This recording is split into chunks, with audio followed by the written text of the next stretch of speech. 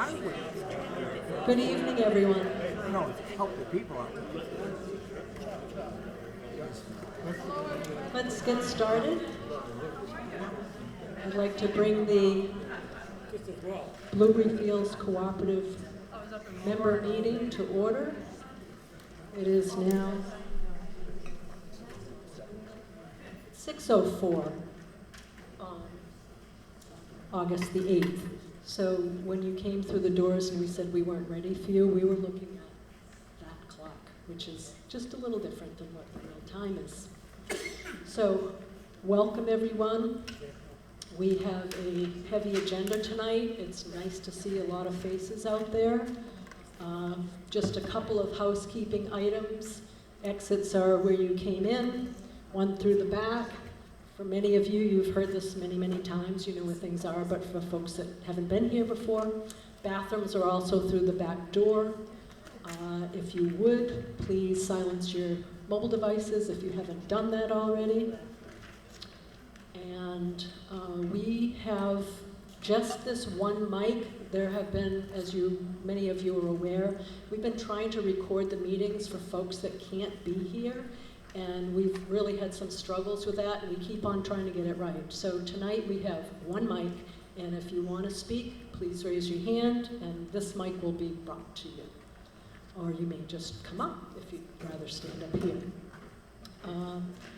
So many of you know that yesterday afternoon we had a wonderful team of volunteers, a couple of board members, several board members, and a couple of residents passed around a newsletter that was bringing folks up to date on where we're at with things. And we hope that that has alleviated some fears from folks. I've heard lots and lots of rumors floating around out there. So please, if you have questions, please ask us, please ask a board member, and we'll get those details to you. We have a couple of guests here tonight. One of them is Brandon Caruso. He's sitting over here. If you wanna, he's from Southern Maine Real Estate Management Group. We had another property management company that was on our agenda that has been removed. They've withdrawn. That was Sea Glass, I believe. And we also have, is Kathy Doble here? I'm looking for a hand if she's here. I don't see her. Maybe she's going to come in afterwards. So in that regard, I think we're ready to move forward. We've got a lot to tell you about. Lots of good things are going on. So to that, I'll turn it over to Miranda Chung for our secretary's report. Hi everyone, good evening. I'm Miranda Chung, I'm the secretary. Louder? Pull it up. Better? Oh yeah. Okay, we'll try. We'll keep trying our best. I'll be brief. I have minutes to approve. In revisiting last week's recording, I realized I had a motion and a second, but didn't actually take the vote to approve the minutes. So we'll first approve the minutes from July 25th. I saw a motion. We have a motion and a second, but all in favor. And this is a board vote. And Celeste, I missed your hand. Thank you. Thank you. And then we've got the minutes from last week, August 1st. I shared those minutes with the board via email. I made a few updates and edits today based on some feedback. Are there any corrections to the minutes? You want to share? I just have a quick item to share for folks. I wasn't here personally last week, and I was on Zoom, and a lot of what was happening I couldn't hear. And the recordings came to me today, so I may have something after the fact, but for now we'll go ahead with the meeting. Thank you. And I did include Janet's vote via Zoom. We made sure any decisions, we had Janet's vote on those from last week. Are there any other corrections to the minutes? Is there a motion to approve? Actually, motion to wait until Janet's had an opportunity to review them. Sure, we can revisit, table it for next week? Sure. That sounds good. Great. With that, I'll pass it over to our treasurer, Zach, for the treasurer's report.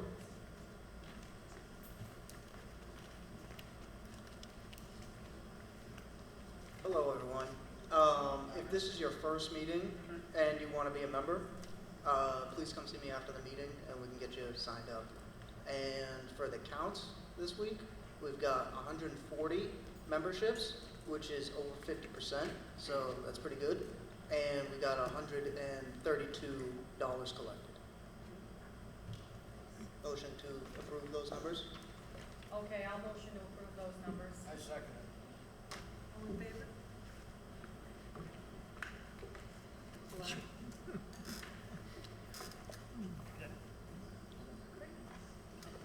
I'll turn it back to Janet now.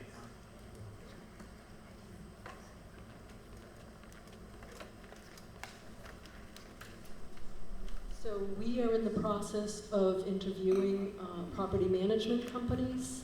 One gentleman came forward last week and spoke to you, and we have this gentleman here, Brandon, who will come up now and present for his business. And we will be looking at all of the numbers that we get, all the information we get, and we'll be presenting that to you with our referrals in next week's meeting. Brandon?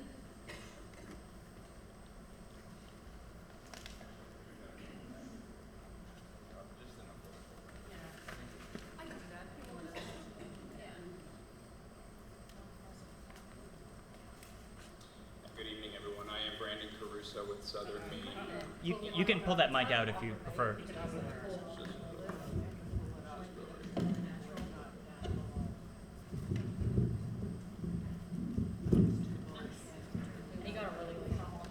Yeah, there we go. Can everyone hear me okay? Yes. All right, there we go. I'm Brandon Caruso. I am with Southern Maine Real Estate Management Group. We are a full-service property management company.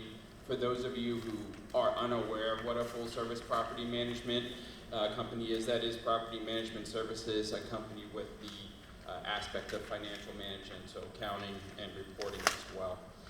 We are a local small company that serves the area here, and I think, I got my information as well, just if everyone. I didn't know how you wanted to run this today. If you guys had specific questions or not. We'll ask you after the fact.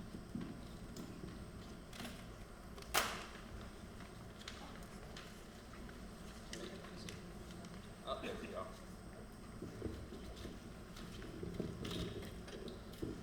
All right, well, after all that, we'll dive right into it. So essentially what we're here today to explain to you are the services that we're going to be providing if you so choose, which essentially would be tenant screening and placement for any of the new leases for your community. We help collect rent and enforcing of on-time rent payments, monitoring collection notices, payment arrangements. We maintain the rental occupancy as well. We manage tenant maintenance requests. So I think that's the largest question we get is how is that maintained and how do we manage that? Essentially, you do have a 24/7 emergency number as well as a hotline that you can reach out to at any point in time throughout the company to report items like that. That's monitored and responded on a case-by-case basis that, in terms of how immediate it is. The second largest piece is the accounting and financial. So every resident within the community will have access to their own website, application on their smartphone, tenant site that you're able to pay rent, communicate with the property management company, send notices, ask general inquiries, submit a maintenance request. We can send out large announcements to everybody within the community that can be pushed to your mobile phone, to your email, as well as paper form. So that system becomes everyone's best friend, and it provides, like I said, 24/7 access. So all of your payments, your rent history, everything that you've ever wanted to see is taken care of online for you easily to take a look at. We also help maintain the property standards, so we are doing property inspections, physically driving by, site inspections, sending out notices of violations if tenants are found to be in violation of those rules. And then we comply with the main state statutes in terms of what you are and are not allowed to have in your leases for your sites. Last part, we are licensed real estate brokers. We are fair housing certified. So we're very familiar. I myself have personally sold and helped clients buy property within Lynn Haven. Have dealt with the previous company before. Our company has been managing these types of properties since 2014. So we do manage associations, commercial, and single and multifamily residential properties. We're also a fully accredited and enhanced screening. So that means we've actually reached out to the 3 bureau agencies, gone through a rigorous accreditation process, and are able to provide instantaneous screening for anyone that's looking to move into your community as well. So that's a little bit of an introduction about us. If you have any specific questions, if the board has any specific questions, I'm happy to answer everything. I know you have a pretty hefty agenda, so I'd like to open it up to any questions or concerns anyone has. And for the board, you wanna come up? Yeah, we'll do like a little mic pass around.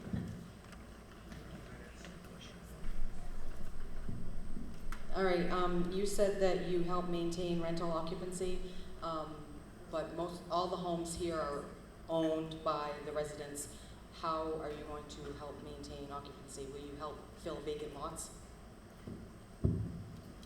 Yeah, so we use that term.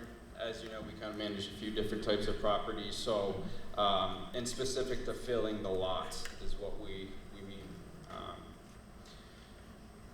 Some of the concerns that some people may or may not have, some of what I've experienced in the past were essentially applications and things not being processed in an immediate fashion. And that's something that we're able to do. Like I said, we have the power to provide instantaneous screening reports, so no longer do we have to wait days on ends for background, credit, eviction, all the different things that you're going to want. And I think that's what kind of gives us a step up. Did that answer your question? No. In terms of that, I mean, I can't get into the nitty-gritties of it because specific, and I understand maybe not all of this has been figured out yet, or maybe it has been, I'm just not privy to the information. But in terms of sales and leasing, I'm not sure what our level of involvement is in that. So I would need more detail to be able to answer that. Yes? My question to you is, Hold on. one mic tonight, huh? My question to you is, if we select you, okay, what is the process of selling our mobile home and moving on somewhere else? You must have a process, so I would like to know what the process is. Sure.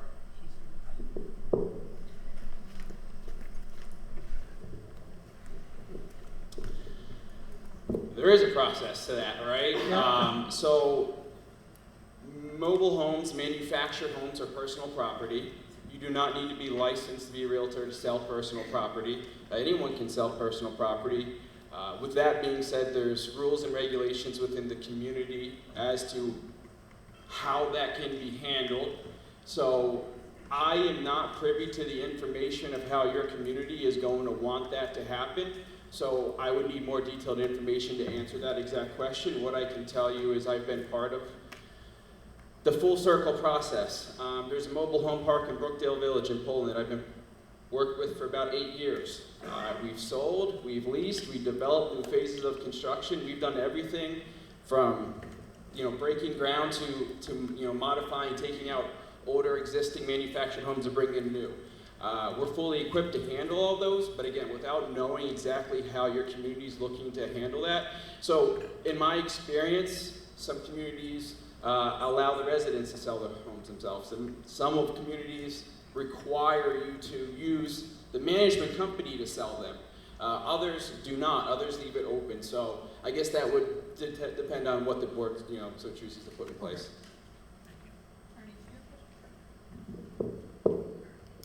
I'm just wondering if you have even a ballpark estimate of what the per door cost would be for your services? The number that we had, I think initially discussed was around $25 per door. Repeat that. $25 per door. That's full service. Correct. Full service. Maintenance and accounting. Maintenance and accounting. That's paid monthly. That's on par with everybody else. Any other, come on up. Let's see how, actually, maybe you don't have to. Maybe you sat in a good spot today. Does that cover the costs of auditing and stuff like that that are done yearly with the accounting? So we are a property management company. We are not an accounting company, and I don't like to wear that hat. With that being said, any of the reports, any of the information we need to provide is all included within that fee. So we have the ability to add every single board member into our system so that they have, and you'll see there's a page in your backup with reports. So anybody can access any of the reports at 24/7 utilizing our system that we provide access to. That includes open maintenance tax, payments, and bills due to vendors for various times. Full accounting, that's consolidated, detailed, including in that is any receipt that has ever been received, uploaded, copied, and saved for indefinitely. We have the ability to tie in any accounting firm that you would so choose to represent in the annual auditing with that. Monthly reports can be made available, as well as consolidation reports. So I think our system is incredibly transparent, and typically what we find is at the end of the year, someone hires an outside CPA firm, and we just work with them to provide them reports, and that is so included in the cost. I want to make two comments. One, the gentleman that asked about, what does this mean for us cost-wise? So if we were to look at our current count of 277 units or residences, we'd be looking at, with the $25 per door, we'd be looking at $6,900 per month. So we just want you to be aware of what that real number is. I want a Chris Grass boat.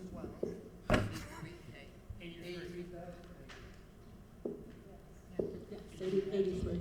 No, yes, it's I'll have you come up next, sir, if you want to come up and wait here. So a question that I have for you, Brandon, is what are you using for software to process the financials? The software system is called Buildium. Buildium. Yeah. So the other thing that I want to say is that we would hire, and we've got put some numbers into our budget, that we would hire a CPA firm to work with the folks to help with the taxes and audit. Come on up, sir.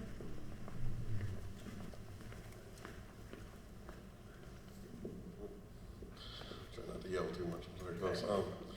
I had a quick question. I'm grateful that there's a lot of options of paying every, making your bill payments and all that. I had a question about bill payments. The previous place we had played at, it all switched to online. Is there still going to be an option, I guess not just for your company, but whatever company comes in? Will there be somebody else that we could pay a payment to, or? We would make arrangements for that, Okay. however you need to. Like check, right? Yeah. And honestly, if I can add to that, we like to make it super easy for anyone that works with us to pay, so we do give 3 options. Traditionally, all of our residents have the option of paying online via electronic funds transfer, that at this point in time we've covered all the costs, so it's no additional cost to tenants to pay. The second option is we have a mailing address that you can send a check to. We just always let everybody know, it is snail mail, right? So time and consideration for that. And then the third option is typically a lot of the communities we have, there's a rent collection with a secured box or mailing center that could be for pickups. Can I bring the mic anywhere? You sat in a good seat, though. I don't know if this question is to you or to some of the board, but is your cost going to be included in our monthly rent? Yes. Okay. Yes. Oh, and Janet wants to. Oh, yes, it will. Everything will boil down to one rent amount, and everything, property management, everything that you could think of is all factored into the one rent amount. Yep. Do you have experience managing a mobile park of a similar size as ours? And if so, can you share a little bit more about that experience?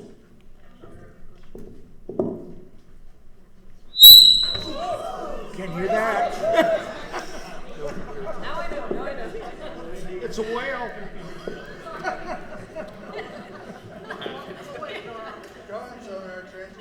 That's a great question.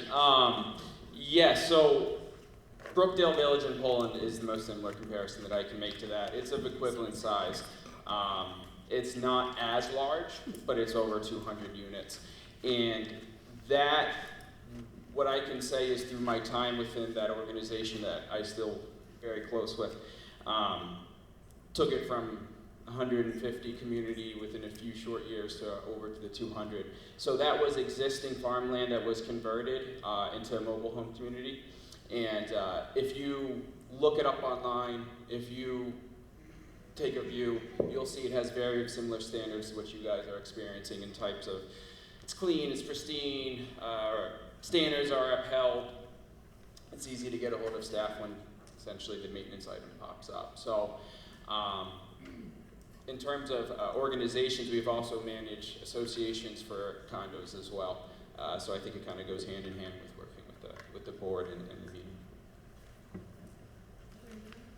And to speak on that as well, that was for not only leasing the sites, but also the new phase development construction, as well as we did selling and purchasing new homes as well.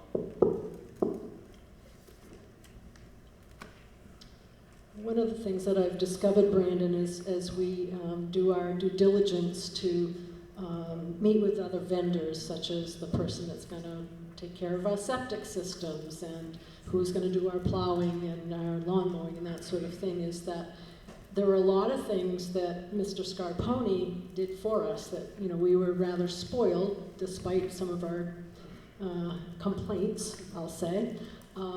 So if someone were to call in for like the 24/7 line and they said, hey, like something's wrong with my septic, you send someone out, how do they determine whether this is something that's for the resident to take care of or something for us as a park to take care of? I guess the short answer to that is traditionally it's pretty easy. Typically any connection from the slab up's a resident to take care of. Any connection from the slab down in terms of utilities is always on the park to take care of. So unless there's some other arrangement made that we'd be, need to be made aware of, we would determine what the cause of the issue was, more or less.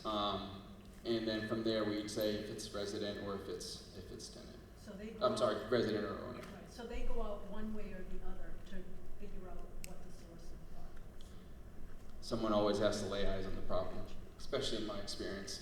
The dripping faucet is never just a dripping faucet. I think it's important to know that our system, and that we highly encourage all of our residents to do, is take pictures. We provide you a system that everyone, I'll say the majority of people in this room have some type of smart device or tablet or phone that you can take a picture of. If not, it's available online, but the majority of the population does now, and that's the way everything's going. So not that you need to, because you're gonna have a 207 cell phone number directly to someone to call, right? A dedicated landlord to the property. With the exception that we have a system, and we really invite everyone to use it, because what happens is you put pictures in with it, and you put detailed responses, and the more detailed information and the more pictures you give, the less time it will take to resolve these issues and the more cost savings it will become.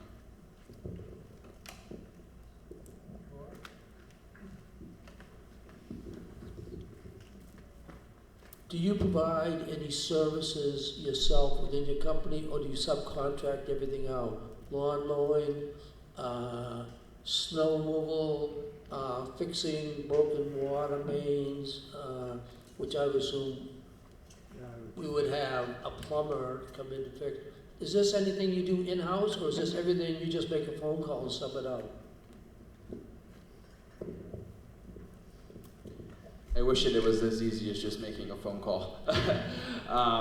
The truth of the matter is it really depends what the situation is. Some items we handle in-house, other items we are using our vendors.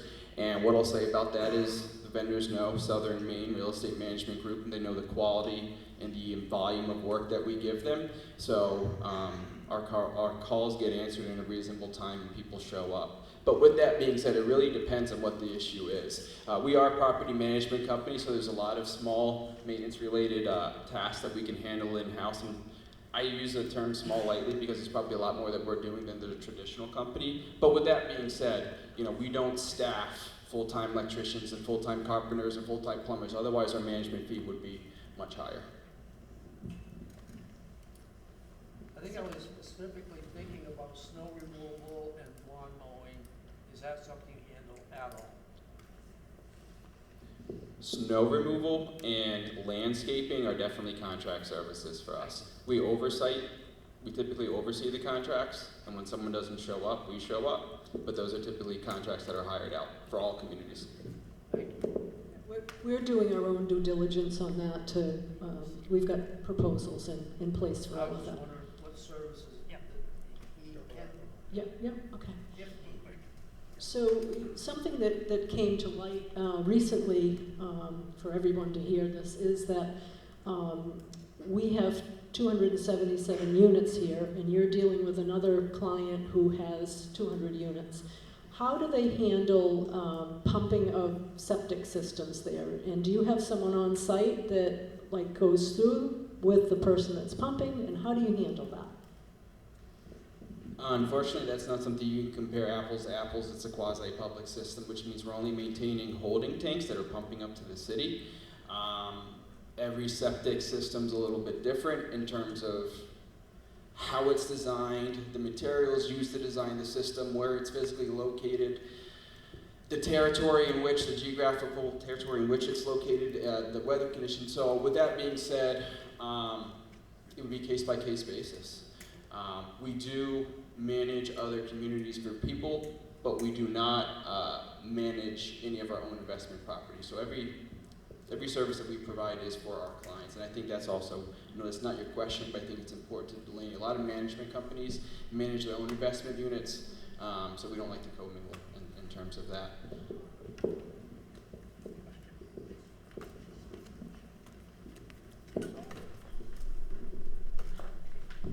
Did I hear you correctly? You only have holding tanks? You only deal with the holding tanks?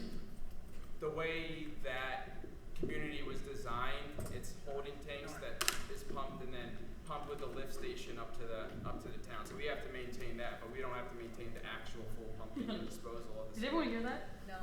Sorry, I should have brought this over. That specific statement was in terms of that one community, whereas they're using holding tanks for lift stations to pump it up to city service. So we're maintaining lines essentially from the lift station to the city stub-in, and from the lift station to the sub-slab, and then from the slab up, the tenant's maintained. I think he's got a question. Okay. He's gonna jump. I can yell if you want. Don't yell, right? Because we've got to do this whole microphone song. These questions are coming up because if you haven't heard, we have a major problem with septic. A lot of us do. And I think that's the big concern is that all of a sudden if these units start failing, how responsive is your company going to be about it?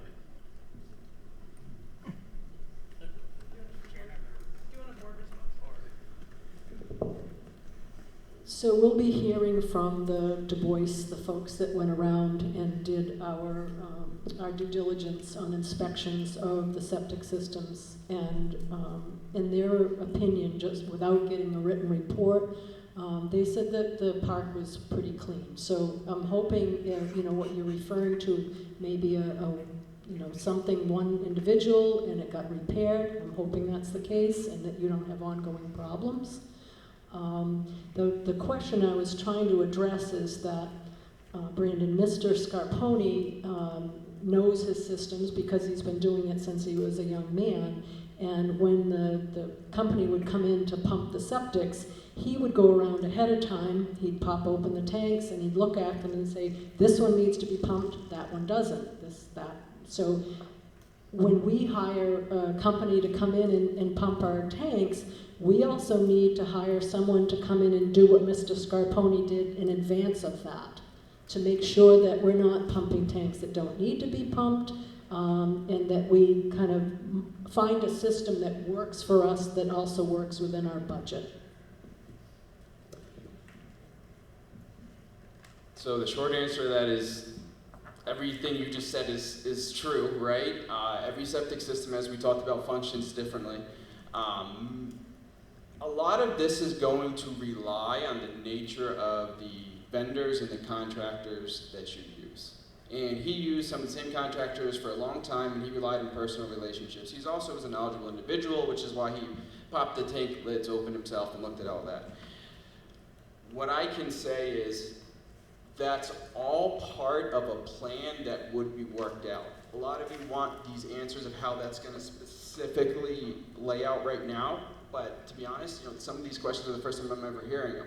Right? With that being said, we have the education and the knowledge to say that any of those concerns, while they're incredibly valid, and to answer your question, you would hear from us immediately. If you put a task response in, you're going to hear from us right away with what's happening. And that may just be, hey, I had to call this company that we've already have a contract with to manage it, and I'll let you know when I hear back from them they're coming. But the fact remains is you're hiring a property management company not to do everything for you, but to facilitate and to provide communication. And that's the one thing that I can promise you will have the most of is communication. So you get a task, you respond in the task, it emails, it calls, and sends a text message to every member of our company.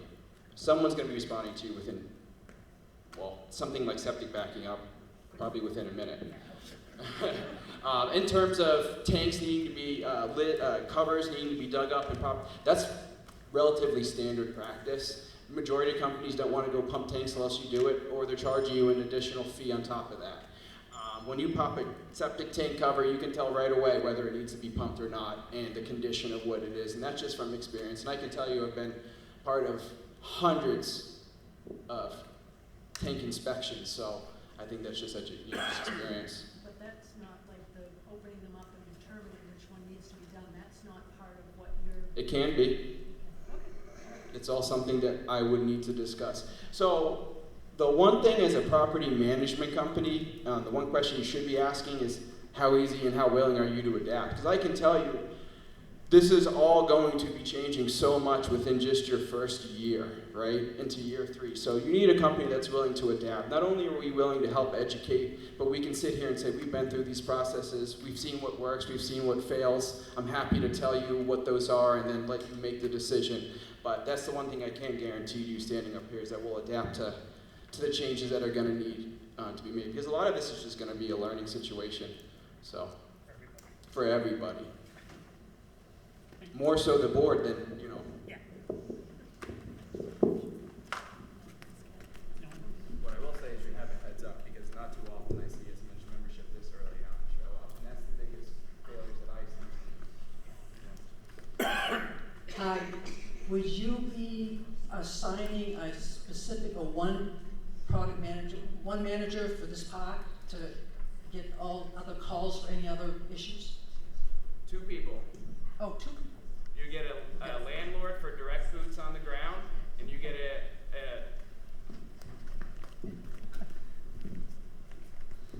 You get 2 direct staff members. You get what we call the direct landlord, which is the boots on the ground that will show up and check out everything. And then we have a dedicated administrative office manager that we use for the property to answer any of the specific questions you have for financial reporting and stuff like that. So 2 dedicated members.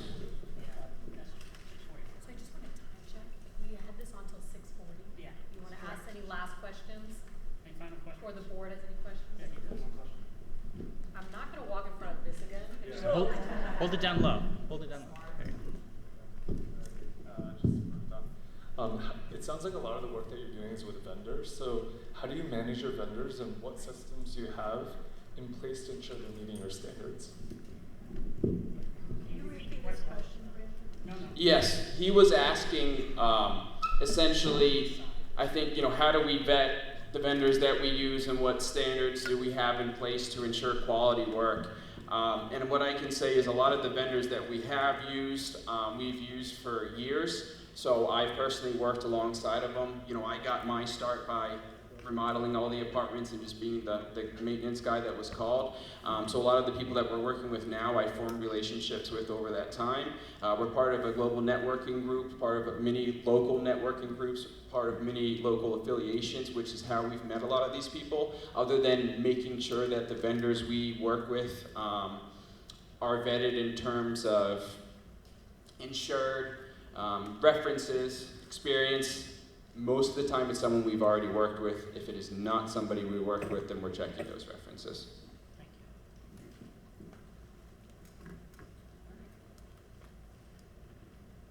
We have time for one more question. Anybody? Miranda. So you spoke about communication with, that we'd have 2 dedicated staff members, but can you speak a little bit about the communication with the board and what that looks like at other sites that you manage, and particularly would someone be coming to our monthly board meetings? Is that communication typically via email? And I can't remember if you did say there's like a board portal where we can access reports. I think you did already talk about that. Yeah, it's a lot of information, so I'll clarify. So the board members can be added into our system so that you get exclusive reporting, which is like a screenshot page that you see in there that provides you more in-depth reports that the tenants, will say for lack of better terms, that the community members won't be privy to unless you're sharing it with them, just because it gets very cumbersome. And I'm sorry, what was the first part of the question again? Other communication, what does communication typically look like? Yes, absolutely, yeah. So we can definitely attend the board meetings. Our involvement is based upon how the board wants us, how involved the board wants us, so that does change. What I can say with this board for the first initial onboarding process, which will probably be likely 1 to 3 years, you'll be stuck with me. So just because I know there's going to be a lot of flexibility that will be needed to fine tune everything. So you would deal with me as the direct landlord. And then as far as any of the reports you need, you have access to those 24/7, but I would be involved to help you learn how to run those and populate the right reports, because it is a little cumbersome at first, and there's a lot of different reports you can do. And we're definitely able to attend board meetings, so especially if you get us schedule ahead of time and things like that, we're happy to be involved. Thank you so much, everyone. Have a great night.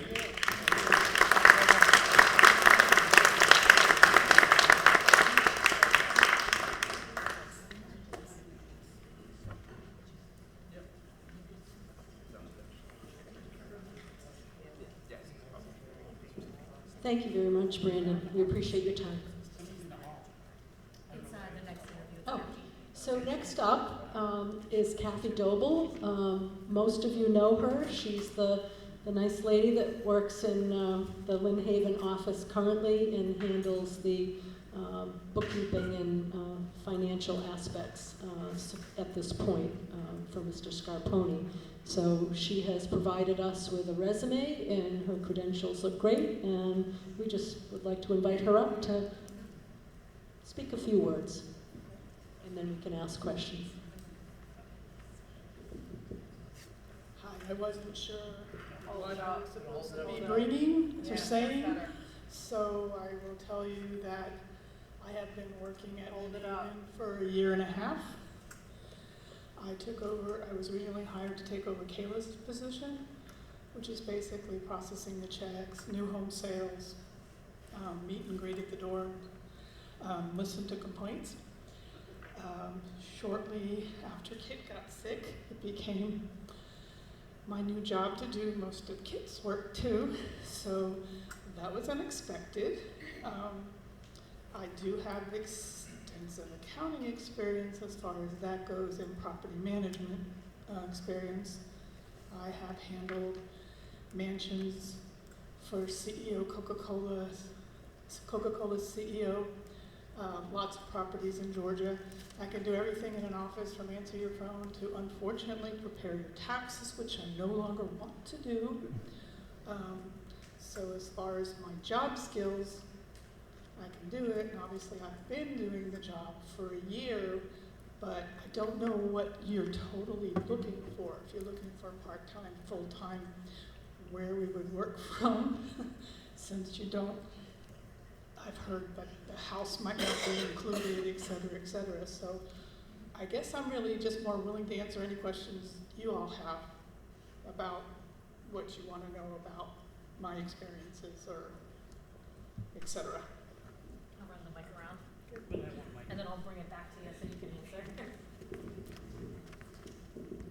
answer. Yeah, so with the regular daily maintenance of the park and facilitating all business ends, what would you say is the biggest challenges you faced doing that job here at Lynn Haven?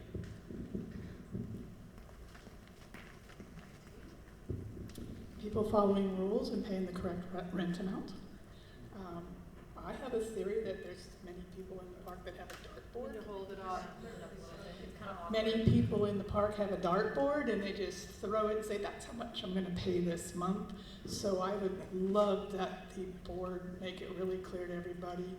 I don't think everybody understands the fifth of the month discount and all that kind of stuff.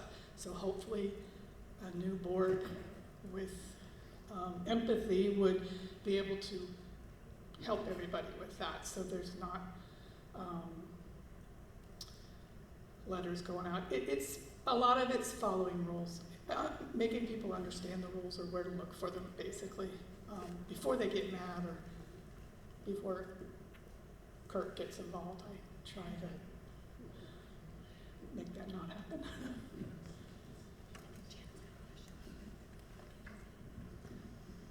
I think one of the things, and it's premature here, but as a board and as residents, membership, we would be talking about what rules currently work well and what rules we want to modify going forward, and that's a democratic process. We want to keep the same standards here. Certainly that's why most of us live here and wanted to move here, is because this was basically, for me, it was the best kept park in the town.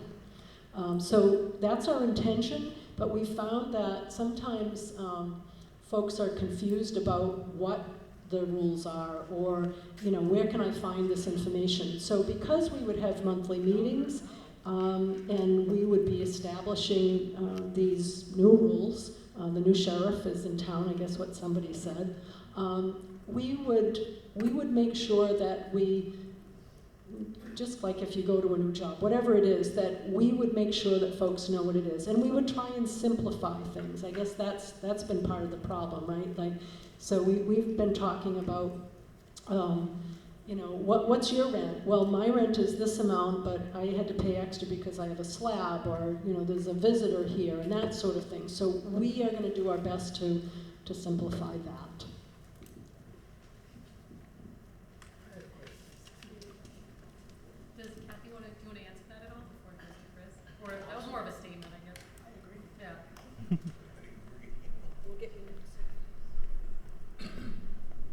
You've been pretty much managing it, so to speak, with Kurt for the last year and a half now that Kit's gone. And you've lived here for how many years? 7 years prior to this. Okay. Some people, we've had discussions on the board and with some residents as to what kind of management we want. Whether we want 24/7, whether we want it part-time, full-time. I'd like to ask you, from your experience being in the office day after day, do you see some urgent need, or even in one area, that requires constant monitoring is, if there've been many calls that have gone out in the middle of the night because I don't know what, the only things we got is snow and mowing and the toilet's flush and the power's on. Well, we all know when the power goes out, it's CMP, you know, and there's nothing we can do. We sit there in the dark till it comes back on. And water, you got a problem with water, you call the office and say, you know, so-and-so doesn't have any water. They get the plumbing crew, they get out and fix it. Great. Is there something else that goes on around that needs to be constantly monitored? And do you see any reason for somebody being 24 hours a day by the phone to get that, you know, really important call? I've been here 9 years. I haven't seen any incidents that required that sort of coverage. And I don't know if I'm the only one. Maybe I got my head in the sand. But I just haven't seen it. I think the way it's being run now is sort of nice in a way, because when Kit was alive, I've been in 9 years. I spoke to Kit once, maybe twice a year, and that was too much, you know? Kurt's been running for over a year. I spoke to him once the other day because we were touring the septic tank. So there's no need for conversation. The only thing I think we have all agreed, we're gonna monitor, we're gonna change some of the rules. Some of the rules were maybe a little hard-handed, maybe a heavy-handed. And the way I like to say is, I think you can accomplish the same with a lighter touch rather than a heavier touch. You don't need to be crushing on top of people and like, you know, now, you know, I won't get into a lot of details, but just be relaxed. This is a relaxed place. People want to relax. Mostly are retired, want to be left alone, and that's fine. That's the way I am, and I've had a lot of people tell me that's exactly the way they are. So I can't see me coming in. I even pay my rent once a year, so I only have to go in the office once a year, for God's sake. So do you see any need for some kind of more management than you can handle the way you're doing it now? Or would you think you'd need it more? Do you think it should be 5 days a week and 5 hours a day or something like that? Do you have some recommendations along those lines of what may be needed?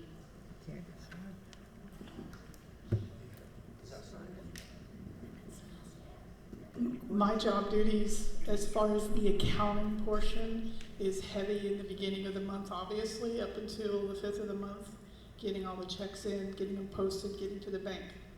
On the 10th of the month, or the closest day, I run a late report that lists to the owners everybody who hasn't paid, who's behind, or whatever. There is approximately 2 weeks out of the month where I could probably work even less than the 16 hours I work a week now. So the accounting portion of it, and since I took over Kit's, you know, that made me a little busier, but the accounting and the banking and the rent stuff does not occupy more than a part-time position. Even home sales, you know, that's a matter of somebody coming in.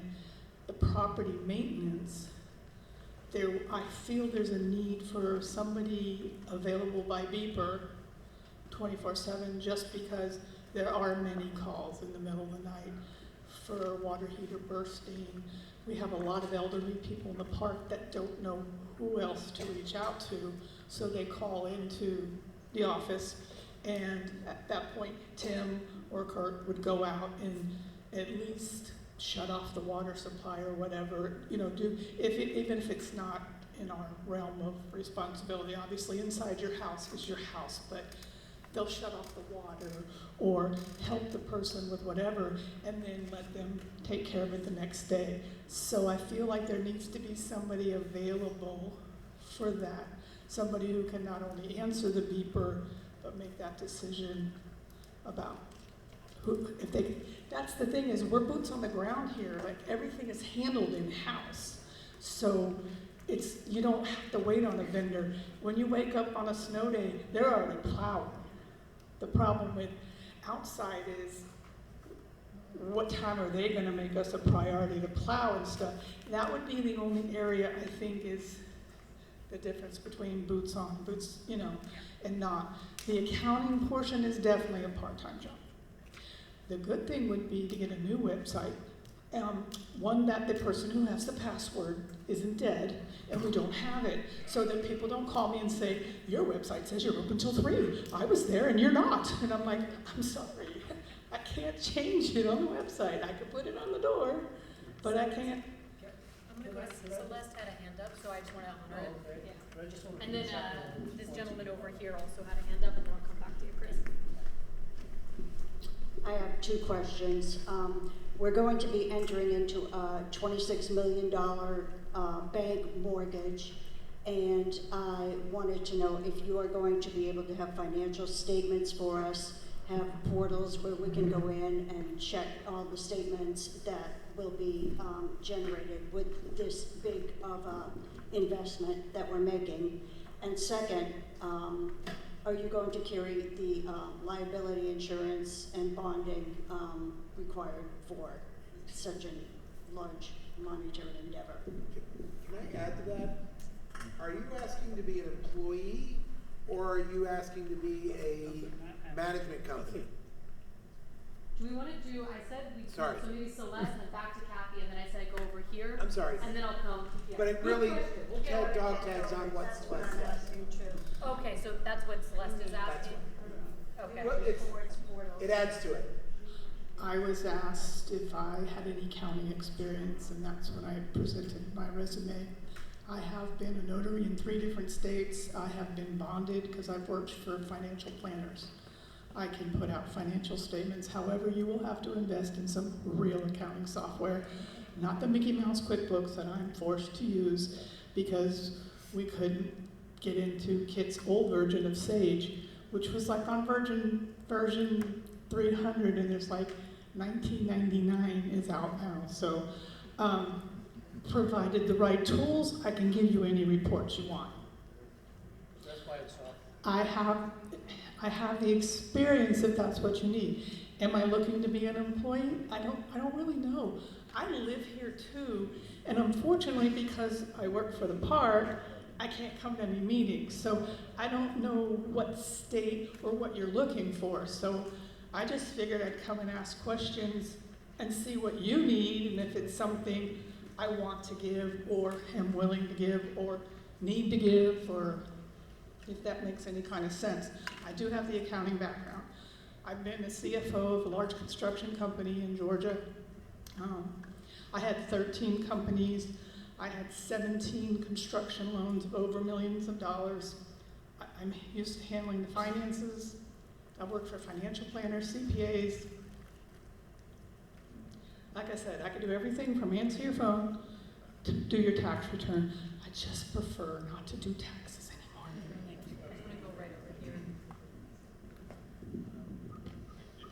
One quick question. Do you have the necessary certifications or licenses to operate in the state of Maine as a property manager?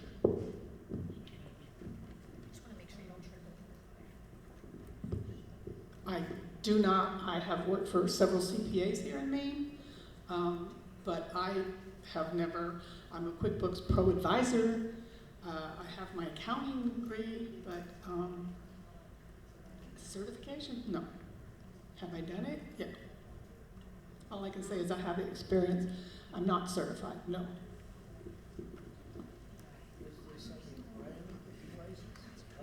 not familiar with this.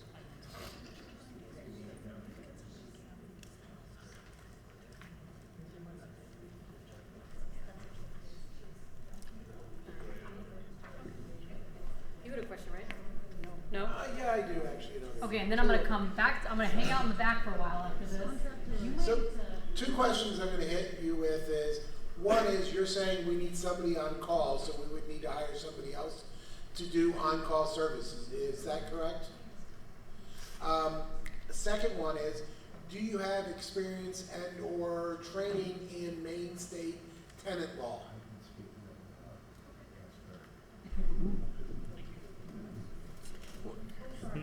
Sorry. I was going to go ahead and Somebody doesn't know. I have an understanding of tenant law from the state of Georgia. I would have to brush up on Maine. I have a reasonable intelligence level that I would not feel like it would be something I could not study upon if that's what you needed, obviously.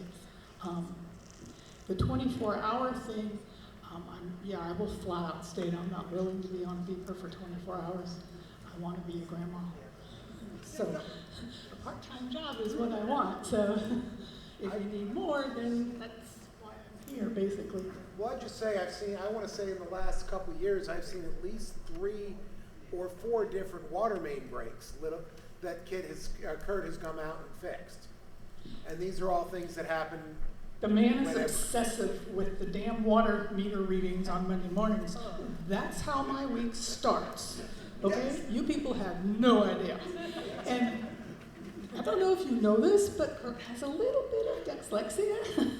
So sometimes he reverses numbers, and then we freak out because, oh my God, number 9 is leaking. No, let's read it again and make sure. So yeah, that's what I'm saying, but that's the boots on the ground in the family-owned business. They're on it, they're monitoring it constantly. Does it need it? I don't know. I'm not a water engineer or a sewer engineer. The septic system has been, the latest worry. That I don't know if it needs to be worried about or if he's just obsessively worried. But that's why I feel like you need somebody who can make those decisions. My area is office and accounting. I don't like to be dirty. So this gentleman in the back, actually, maybe this cord's going to stretch.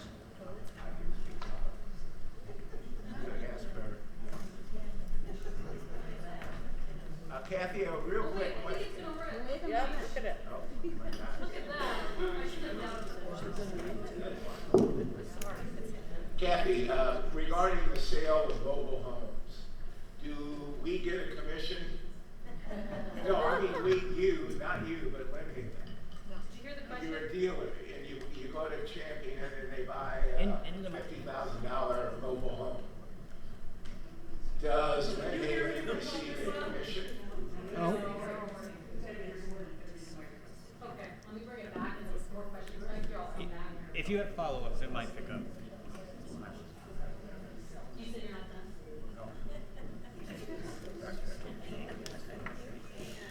I didn't hear the answer, I guess. Oh, I got to bring the report back. So I'll ask all your questions. And one other question. When agents come in now with a client, do they all want to charge that client a commission, which is they can based upon the new law? Are you running into that? And I'm just saying that's the law now. They can charge the buyer a commission if they come to you. So I was just curious if that is happening right now. And the question regarding, you're going to answer that, whether Lynn Haven gets a commission. I'd like to know that. And I'm coming back.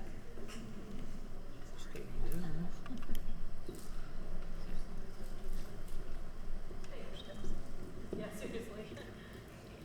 Regarding mobile home sales in the park, I handle new home sales. Lynn Haven has a manufacturer dealer's license, so I'm allowed to operate under that to sell new homes. I am given a commission on new homes I sell. It's not like a real estate agent, please believe me. However, as far as resales, they don't come through the office whatsoever. Resales are private. The only dealing I have with a resale is fielding the calls, is when you go to close, your title agent will send me documentation asking how much does that person owe, what is required for them to move into the park, have they been approved? And I run the approval checks, the background checks. We don't touch resales whatsoever. If you were to sell your home tomorrow, Tom, it wouldn't go. Now, Lynn Haven offers the ability to market your home for you if you want, but they haven't done it in a long time. Couple of years. My home might have been the last one that was done on. But for the most part, resales are private, and it's between the owner of the home and the selling agents. And we're not purchasing the dealership, correct? You are. You're purchasing the dealer's license, not the. Yeah, that's what the sale. Would that be transferred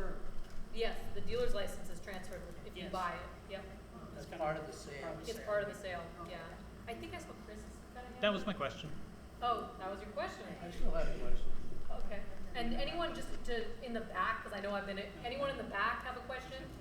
Or right up front? We don't have. Next Chris first. Chris, and then I'll come to you, Linda.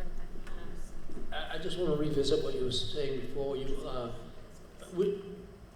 I'm unclear of this. You say there are calls you get in the evening, somebody's hot water heater is leaking or broke or whatever, but that is the tenant's problem, if I'm not correct. The thing the park should provide is a list of plumbers. Everyone should have their own plumber and electrician, or at least the park should provide a list of plumbers and electricians who can show up. You can call in the middle of the night and say, hey, I got a problem, come fix it, which is all the park's gonna do. In fact, I don't even know if they do that. I think probably, if no one he probably would have said, what are you calling me for? Go call the plumber.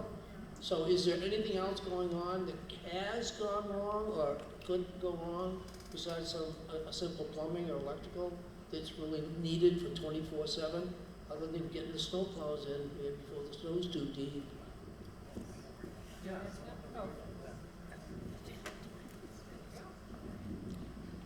I mean, a branch falling through a roof, an elderly person crying in the middle of the night and calling you. They don't go to Kid and Kurt, they go to Tim first, Lucky Tim. And then he will let Kurt and them, decide if they're gonna join him or not. He'll, like, you call the beeper number that's on the recording, you get Tim calls Kurt or Kid, and they decide what's gonna happen. I'm not really clear on those procedures because I don't do the 24/7 beeper. I think a list of knowing who to call would be very helpful for everybody to have it. But I don't think, there's a board in the office now where you could pick up cards of people, but it's not current. So it would be helpful for a list for people. I think a lot of people would. New owners to have a list that they kept up to date and said, hey, everybody, here's who you call if you have a problem. Unless you want to use your own person. Well, remember, if I sell a home, you have a 1-year warranty. So unfortunately, those are the calls we will get. If something goes wrong on the in your 1 year, they do call. And they have that right. We're warrantying it. Right. But I don't know that we've ever had a problem on a new home that required a midnight visit.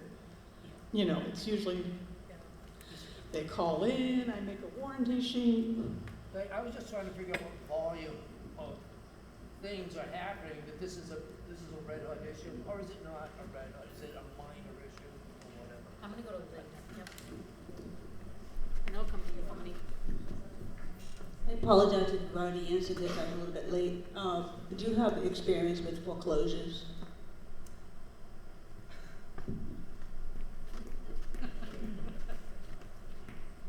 I've had the joy of having to start two. One decided to put their house up for sale, move out. The second one paid literally the day before the court date. But we have a lawyer that handles that. So I go through the lawyer, I prepare the documentation for him, but we let them serve it and serve the paper, the sheriff's office, like they use the sheriff's office to serve the papers and stuff like that. So I almost had to go to that court and represent that part, but I didn't actually have to do it. My property management experience in Georgia and Florida didn't require foreclosures. They just were different level people. Right. The CEO of Coca-Cola, for instance, renting a mansion, I don't think I'm going to be foreclosing on him. So. I'm going to go to Bonnie, and then I'll come to you right next. I'm going to go Bonnie, and then in the back. What I'm hearing is your expertise is in public accounting, and so forth. Not so much in property management, although you had the experience here. People keep bringing up Tim and Kurt. We're not going to have Tim and Kurt, folks. We're going to have to do this ourselves. I think you might need to talk a little bit more than that. We're not going to be having Tim and Kurt anymore. So we need to take them out of the equation. It's going to be up to us to fulfill those positions if you hire one person as a manager. The other problem is, I can see you being an accountant for us, along with a management company that suggests a CPA. the problem with having one person, not just her, but if you hire one person, they get sick or die, what's our backup? She has Lynn Haven as a backup right now. Who has she got if she gets sick, or who do we have? So we need to think about that. The other thing is, I believe the banks want a management company. Some of the banks, for us to get a loan, want a management company. But I do appreciate all you've done. I know it's been a hard job. You've done a great job to keep it going since Kit died. And I appreciate that. And I know you have the skills in the accounting. And I know what that was like when you took it over. So she's done a great job. I'm gonna come back here in red.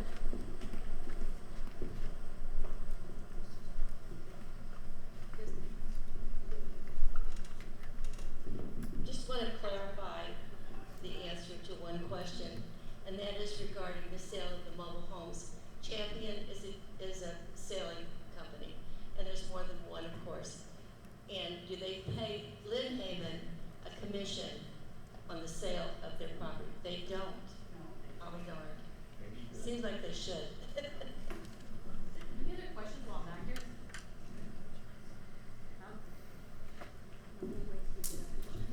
In the middle of the room. Oh, Jen? No, Rob. Okay, I'll go to this gentleman, and then I'll come to you, and then I'll go to Jen. Technically, actually, this is not for you, Kathy, so this is really directed towards the board. You cannot discount the boots on the ground 24/7. How many people in this room could, if a pipe broke in their house or the water heater started seriously leaking, could, in the middle of the night, could climb under their house, get their hand all the way down that hole, and shut off their water? If that doesn't happen, you are talking a large bill that we will be paying. Okay, I'm gonna come to Kathy and then I'll go to Janet. Yeah, it's 60 now. Since the license is transferable, I'll explain the procedure for the new homes with Champion. If you come into the office and you tell me you're interested in a new home, I give you a catalog, you select. When you do, I email the agent at Champion, and he gives me a quote. Now I run that by Kurt, and we put our markup on it, and then I tell you the price. If you're interested, you're going to give me 10% down, and it goes into a trust account. At that point, we place the order for the home. When the home is complete and delivered, we get an invoice, and we pay that invoice. And then when you close on the home, you pay us the invoice plus the markup, obviously. And that's how that works. We don't get a commission from our Champion.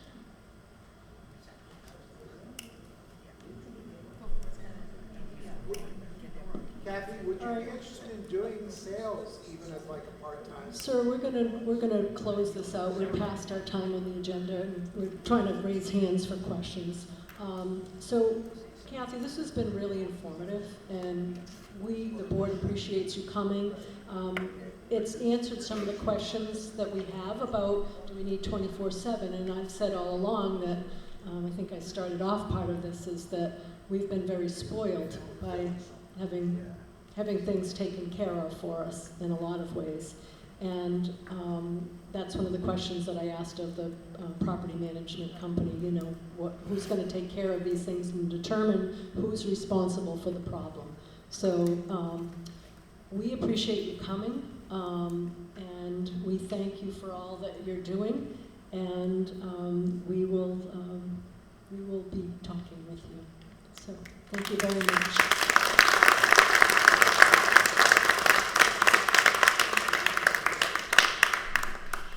So our next steps are talking about how we move forward with the folks that have come here today to talk about property management and the financial piece of that, and the, as we call, the boots on the ground.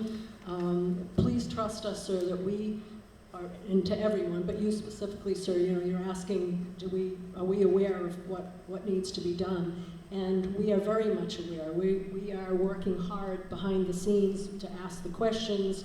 We talked to Kurt, and we have just heard from Kathy. And so we are going to do what we have to do, like Bonnie said, to make sure that folks are have someone to call. And even if that someone comes, like this gentleman from property management says, someone is going to answer the call and say, this is something where you need to call a plumber to have this taken care of. But one way or the other, we will make sure that the questions get answered and that folks are safe in their homes. But we will have to hire someone, and we're working on who that someone is going to be, and we will talk amongst ourselves and then bring some of our suggestions to you next week. So with that, I think Nora had some things to say about that as well. Yeah, and then I'll give it back to you, Chris. Yeah, I would just echo Janet about what the actual logistical steps are for the vote on the property management company. And this will feed right into the topic that we're going to close the meeting with, which is, we said you were going to take a vote in August. When's that vote happening? What are the logistics of the vote on whether or not you purchase? So just to be specific to property management for a second, next meeting on Thursday, on August 15th, it will be a meeting in which the membership is going to be asked to vote, and you're going to be voting based on feedback, I think came from you, by a written ballot, which company that you want to hire for property management. All of those proposals we'll make sure are available on the website, and I'll make sure the board has them in advance of the meeting, ideally by Monday, so they have a full 4 days to take a look. And then they'll be posted on the website, and I'll email them out. So definitely come, let me get you on the email list. And the board's been sending people's emails my way, so the list is growing, so that you can take a look at those. And then our goal will be kind of on a flip chart. We'll also do like a little summary of like boom, boom, boom, the companies. So when you come into the meeting, you'll also get that information. To recap, the companies that you're considering are First Choice Property Management, which is the company in Rhode Island, which would be doing remote property management. They gave you a quote on financials only and on full service. Foreside Property Management, which I believe is in Falmouth, and they would be also doing full service property management. That was the guy that came last week, Jeff. He's gonna do a proposal for you. And then the two individuals tonight, Brendan and Kathy. And just to clarify, the board is reviewing two different stacks of lenders, two different banks that have come to the table and said we're interested in putting together a term sheet for you to consider for us being your lender. One of those banks does care and feels very strongly that you do not use an individual, kind of for the reasons that Bonnie said. What if that person, God forbid, gets sick or passes away? So if you end up going with that lender, they're going to have as part of your loan requirements that you cannot work with an individual. If you go with the other lending stack, they don't care. But they, regardless, will want to make sure, if it's an individual, that they're either on your payroll and carry the proper insurance, or they have their own companies, like sole propriety company set up. So it has to be done legally, right? And they have to carry the right coverage. So that's just good to consider if Kathy's going to put together a written proposal for the board and the members to consider. So that's the logistics between here and next Thursday, when you're going to be asked to make a decision. If you decide to purchase your community and you get a year into this, it's not like engraved in stone. You can change your property management company if something's not working out. So this is really right to get you guys launched, but also to give us a sense of what that cost is going to be, because it's one of the biggest costs in your operating budget, so that we can really finalize what your operating budget is, what your rent is, so that you can come together at the end of the month and take an informed decision, yay or nay on purchase. And we'll come back to that particular vote in that particular meeting as the last agenda item. So for now, I'm going to pass it back to Janet and Tom to talk about the vendor search, and then you'll be hearing plenty from me later on, so there you go. Thank you, Nora. One thing that I do want to mention, Nora mentioned the website, things being loaded out there. We just came to a discovery this week that finding our way to the website brought us to a YouTube channel that showed us the recordings that Chris has been so nice to put out there, but to try to find the website was really difficult. So our in-house guru, Amanda Chung, she found a way to, if you Google Blueberry Fields Cooperative, you will find our website. So if things are going to be loaded out there, as Nora's saying, like those proposals and so forth, you'll be able to find them now. So thank you, Nora. I'm Nora and Miranda. So we have, behind the scenes, been working hard with getting proposals for a couple of different items. Septic tank pumping, and snow plowing, and mowing, and insurance. And so I would like to ask Tom to come up, and he can talk to where we're at with proposals for the plowing and the mowing. And we've got a couple of good applicants so far, and a couple we're waiting on. Yeah, so actually, Doug has helped out a lot on this as well. We've talked to, well, I don't know, 20, I've probably contacted 20 or so vendors. Most of them don't even return your call. I give them 2 chances. I call twice, figuring maybe they missed it the first time. If they don't call me, if they haven't contacted me, then I take them off my list, because if they're not going to respond to trying to get a business, I'd be concerned about getting them when we meet them. So that being said, we're getting proposals from Cove Side Landscaping. They do Brunswick Bay across the street from, well, not across the street from all of us, but next door to us. They're a local business, lives in Brunswick. They're kind of a up-and-coming business. The gentleman was very professional when he spoke to us. He came in actually and met with Jen and I after I had spoken to him to tell us what he was all about. Very professional. He really wants to work with us on this. He was very accommodating. We talked to him about numbers. He changed his bid to come in more in line with what we wanted, actually, or what we're hoping for. So we have that. We have a quote from Seabreeze property manager, something, not managers, because they're not the management company. They're the landscaping type company, part of them. I have quotes for plowing. We're getting close for plowing and lawn care from them. They're in Portland, which personally concerns me a little bit.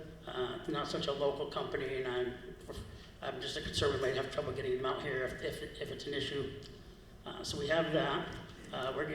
We have a quote for landscaping only from a company. They don't do plowing.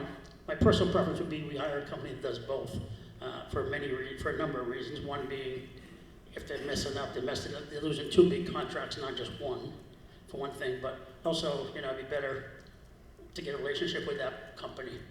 So we'd like to have them around all the time. So that's what we have right now. We're expecting, I may have gotten it, I don't have service here. I'm expecting another 1 or 2 to come in tonight or early tomorrow. And Janet and I have spoken to all of them so far, that we've considered. And we would speak to the other 2 as well if they actually give me quotes on time. So that's where we really stand. Now we're talking mowing and plowing. Now remember, we're talking about plowing the streets and mowing the common areas. I asked all of them if they would consider plowing driveways as well or mowing individual lawns, and they basically all said no, because their business is really commercial, and in reality, I suppose it's a lot easier for them just to do roads and common areas and move on to the next property. So we're still looking for people, not that we can hire them, but maybe to give everybody a chance to get a couple of names out there that might be interested in helping the people out that want that service. We obviously can't offer it as a community.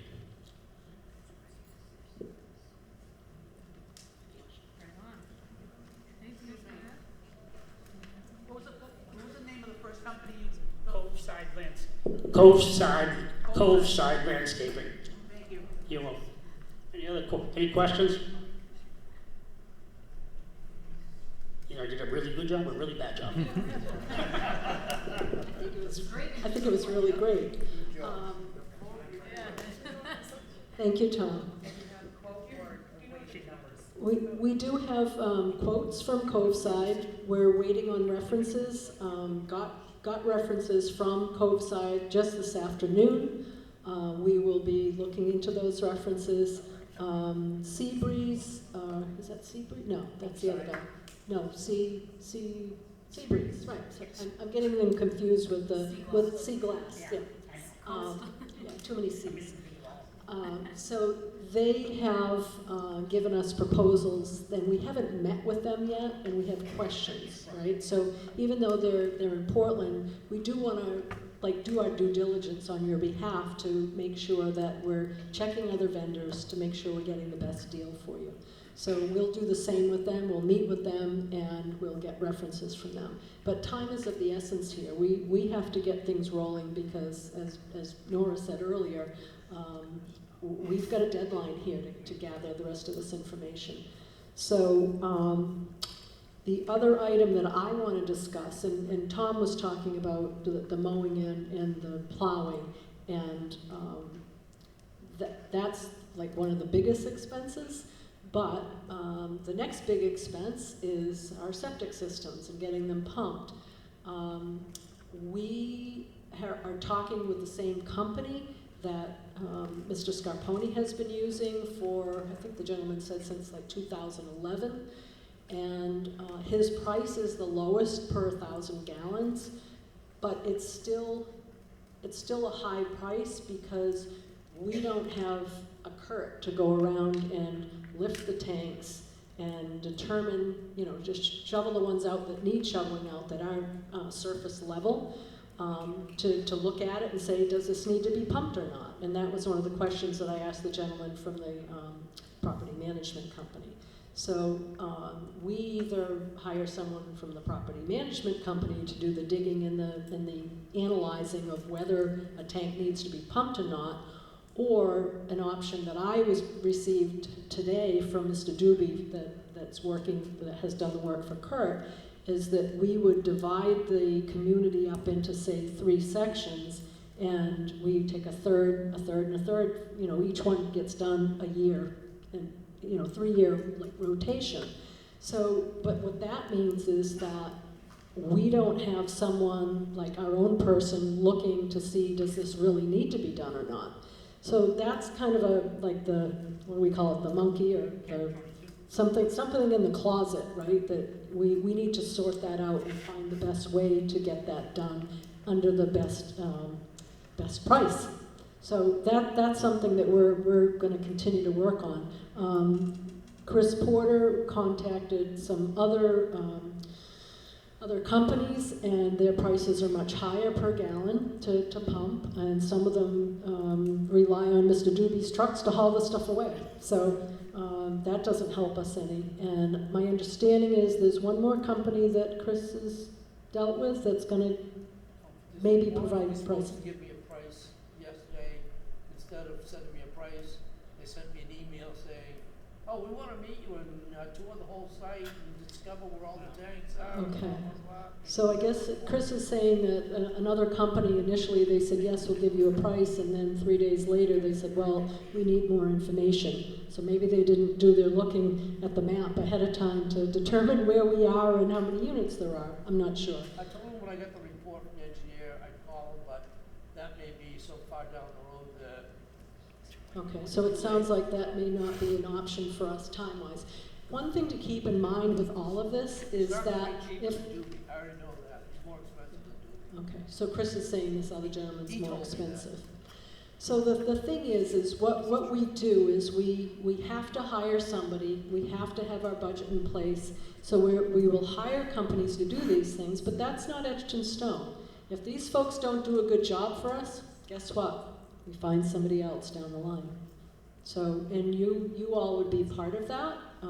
If we get reports that things aren't being done properly, we report back to these folks, and if they don't sort things out, then we decide whether or not we go forward and find somebody else.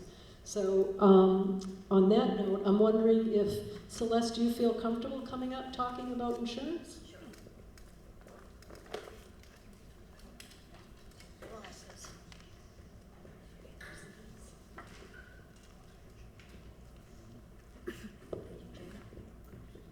So I've been in touch with two insurance companies. One is, where is it? Clark Mortgage. That's the insurance company that Kurt has now, and I've been in contact with them. He's working on getting quotes for me. I've also been in touch with Casco Bay, an insurance company. I think they're in Falmouth, and he was very prompt getting back to me. But again, they had questions. They have questions about the park. Insurance questions that I had to get answers to them for, and I did that as soon as possible today. So they're working on quotes, and they will be getting back to me about that part of it. And then Nora has a company she was in contact with. Haler. And again, we're kind of going back and forth with getting answers to their questions and then getting quotes and coverage for the park for that.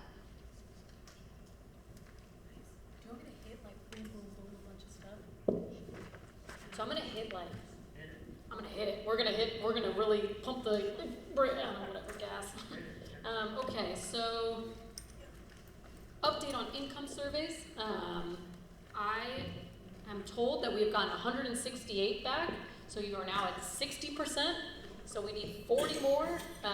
So keep the good word out. Keep them coming. I gave some out tonight. If you need them, I have them. If you're like, hey, maybe my neighbor did one, but maybe not, better err on the side of like they didn't, and we can get them another one. So that's income surveys. This next thing that I'm gonna I'm gonna bring to the group tonight is the second realtor opinion on one office place. So you had that first realtor come who promised you the moon and the stars and said, I can get you 700, 800K. And that was a good start. And the direction of the board was to get a second person to come and take a look because that seemed pretty rosy. And it seems like it might have been pretty rosy. So it's good that you got a second person in there. Also, the sentiment of the room that we heard when that information was first discussed was like, if I'm remembering correctly, a healthy dose of skepticism about 700 or 800K. I'm seeing nods. So the second realtor came in, who is a broker at Remax, Sue Span. I don't know if anyone's ever heard of her or worked with her before. I'm gonna read from the notes that she provided Janet and myself. She said, the value there, in her opinion, is not residential. She thinks that the value there is commercial. The reason being that for a residential, like to meet that standard with the town, given that there's a septic system that services that home, there needs to be 20,000 square feet minimum lot size, so half an acre. You certainly don't have that. You need 2, you need your rear and front setbacks to be 20 feet, and then 3, you need your side setbacks to be 15 feet. That obviously presents issues because we're not moving people's manufactured homes, so we got problems there. And then 4 is that no more than 35% of the parcel can be covered by an impervious surface. And as you know, most of that is, got asphalt in it.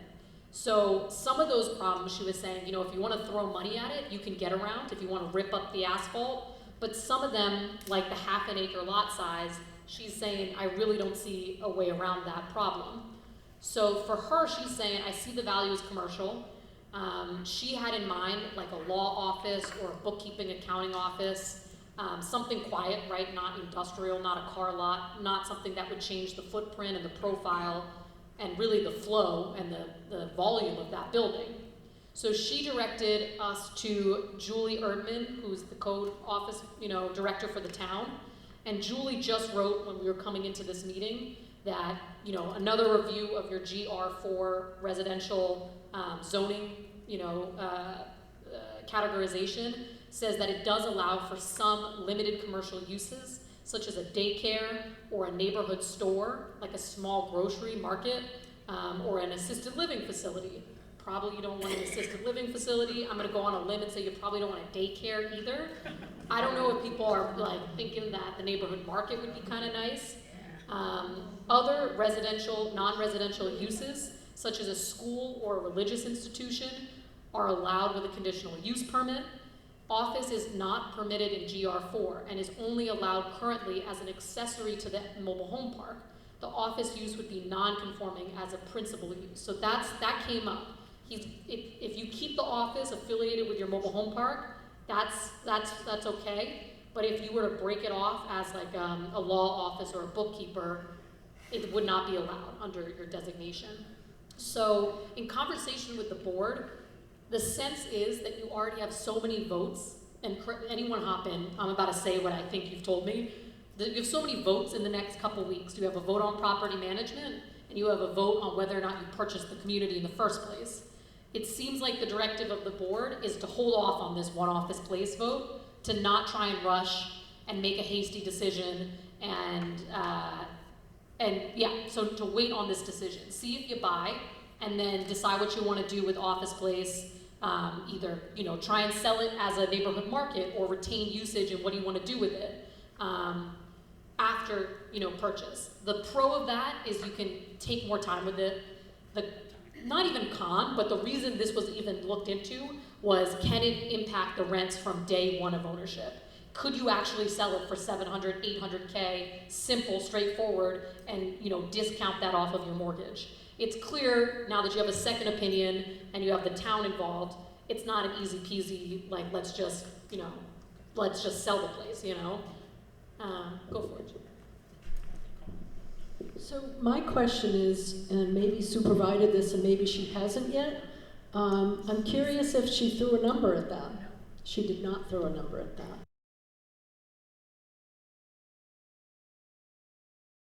In finalizing the sale is that it wouldn't have a huge impact on our rent. So I agree, and we've talked about that it really doesn't make sense to push this, but to take some more time and investigate it. Personally, like assisted living, I could maybe move in there at some time, but maybe a lot of us could, right? Maybe they would just streamline it, just zip right in there. Right, so we just have to, put in our reservations for that. No, so the idea, like one of the things that I kind of joked about, I was online doing the meeting last week, and I said, I love the idea of a little general store. Like, the kids at the high school could use it, we could use it. If you did? We had one, they couldn't get business. Oh, really? I think they closed it. The owner got in. Oh.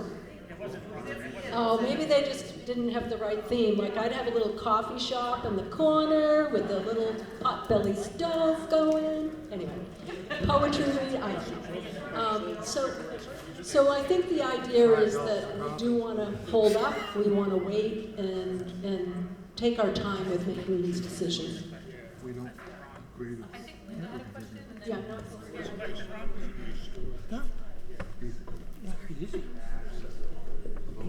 If we are able to sell it later and make that decision, what kind of an impact is that going to have on the debt and the legal description and their asset that's being taken care of? I can answer this.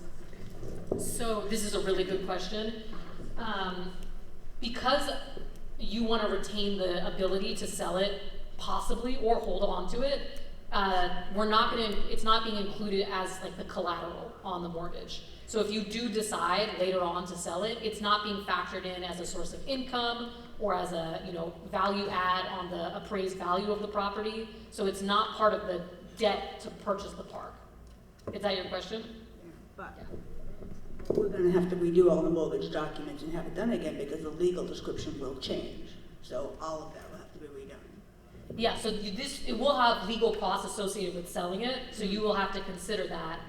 I think what I'm just trying to say is you've retained the ability to sell it, but you'll definitely need lawyers involved to make sure that it's done properly and split off. And you should consider those costs when you decide you know, it makes sense, basically. But- Yeah. And the appraisals are gonna be okay with. The appraisal, Equal. yeah, equal- it didn't necessarily, it really looked at the rent-paying manufactured homes. It didn't actually add the value of the, of one office place, because they knew it was being looked at by two different realtors. Okay, Yeah. thank you. I think in pink, yeah, no. That was my question. Oh, great minds. Usually what happens is you take out your initial mortgage and it covers everything that you've bought, and then if you're going to sell it, you just apply to the bank and go through the process of getting a partial release for what you're selling from your mortgage. You don't have to redo anything. You wouldn't have to redo the terms of the mortgage, I don't believe. The legal description is physically attached, so yes. Right, but the bank For the will- mortgage, yeah, two Yeah, separate, you- yeah, you're both yeah. right, yeah. Yes, we're both right. They'd have to do a survey, carve out a piece, then you go to the bank and get a partial release for what you're selling. So I'm gonna keep it moving just out of respect for your time, and then any more questions or comments on this, we can certainly come back to them at the end of the meeting. Yeah, that's okay. So the next thing I'm gonna cover real quick is something I brought a little visual for. Use that easily, bro. It's for everyone. More for the membership because they haven't seen it yet. So this is the timeline. Thanks, Pat. This is what we're proposing, and I'm going to say everything that's here, and then it's going to be in the minutes, and it's going to be in the emails, so you're going to get it in writing as well. So this is the proposed, 50, the race to the finish line. I clearly don't watch the Olympics. In the next 2-3 weeks, essentially. So next week, we talked about, you will have a member vote on property management. Tell your neighbors. If anyone needs to get any information in advance that you feel like you didn't receive or your neighbor didn't receive, please don't be a stranger. Let me know. Let Janet or another board member know. We want to make sure people feel informed when they're coming to make this decision.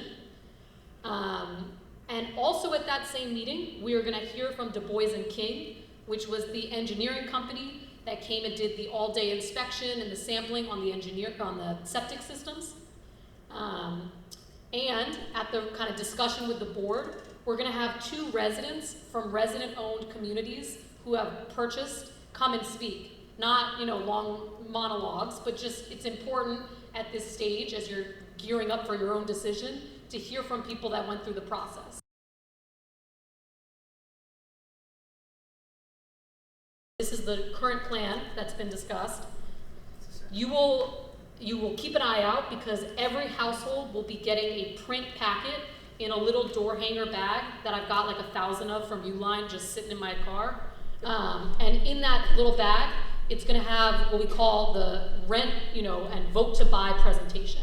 It's going to be a 19-page, 20-page slide deck, big font with illustrations. So don't worry, it's not all text.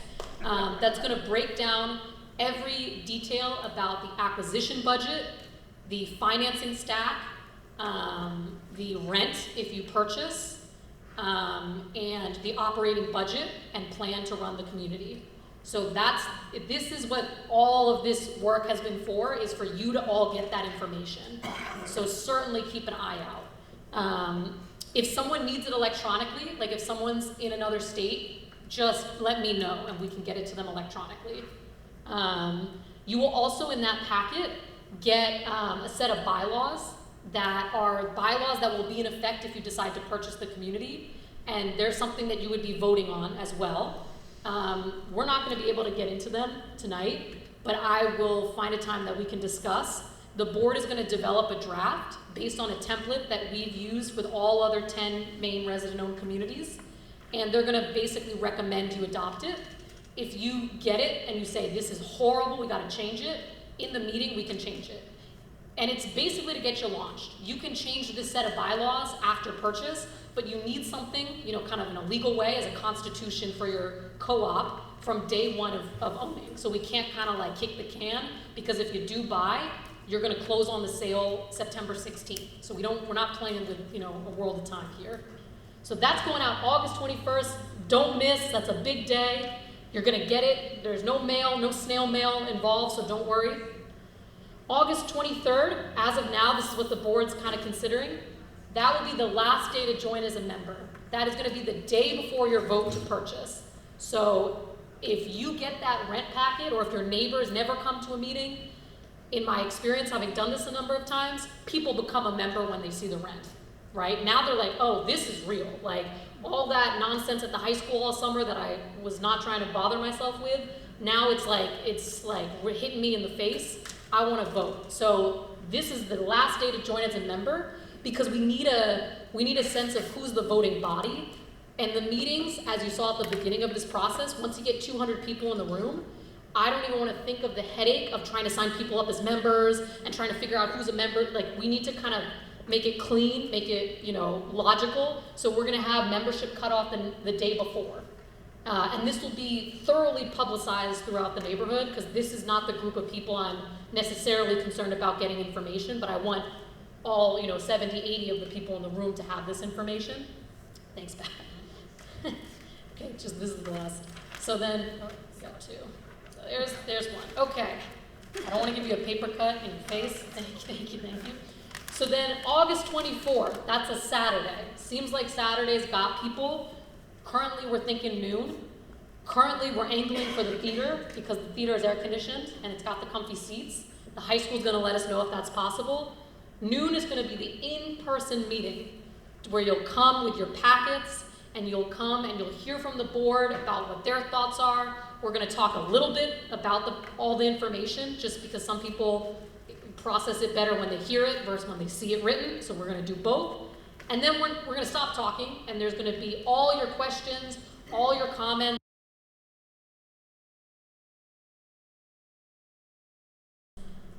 Absentee voting is important, because not everyone's gonna be able to come on the 24th.